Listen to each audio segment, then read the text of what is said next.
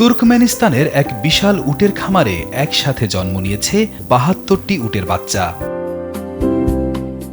রাজধানী আশগাবাদ থেকে মাত্র ৪৫ কিলোমিটার দূরে গোকদেপে এলাকায় অবস্থিত এই খামারে একসাথে এতগুলো উটের বাচ্চা জন্ম নেওয়ায় সৃষ্টি হয়েছে আনন্দ ঘন পরিবেশ। খামারে দেখা যায় আরভানা জাতের এই উটগুলো ইউরোশীয় স্টেপ অঞ্চলের ঘাসের বনে মনের সুখে ঘুরে বেড়াচ্ছে।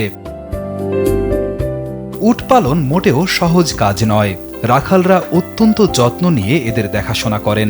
গর্ভবতী উট এবং ছোট বাচ্চাদের মরুভূমির প্রায় ১২ কিলোমিটার ভেতরে আলাদা করে রাখা হয় যাতে তারা নিরাপদে থাকে।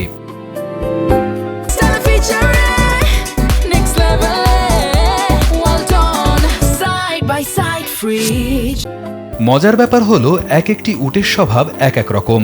কোনো কোনো উট খুব শান্ত হয় এবং অন্যের বাচ্চাকেও দুধ খাওয়ায়, আবার কোনো কোনোটি বেশ জেদি স্বভাবের হয়ে থাকে। প্রতিদিন ঠিক ভোর ৬টায় এবং সন্ধ্যায় নিয়ম করে এদের দুধ দোহানো হয়। তবে সরাসরি দুধ দোহানো যায় না। প্রথমে বাচ্চার দুধ খাওয়ার দৃশ্য দেখে মা উটের দুধ আসতে শুরু করলেই কেবল দুধ সংগ্রহ করা সম্ভব হয়।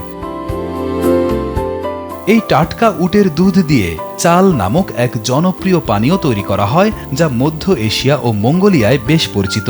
আগের দিন পানীয় বা দইয়ের বীজ মিশিয়ে নির্দিষ্ট তাপমাত্রায় রেখে দিলে ৬ থেকে ৮ ঘন্টার মধ্যেই এই চমৎকার পানীয়টি তৈরি হয়ে যায়। এই খামার থেকে কেবল পানীয়ই নয়, উটের দুধের বিশেষ ক্রিম বা আগারান তৈরি করে বিভিন্ন দোকানে সরবরাহ করা হয়।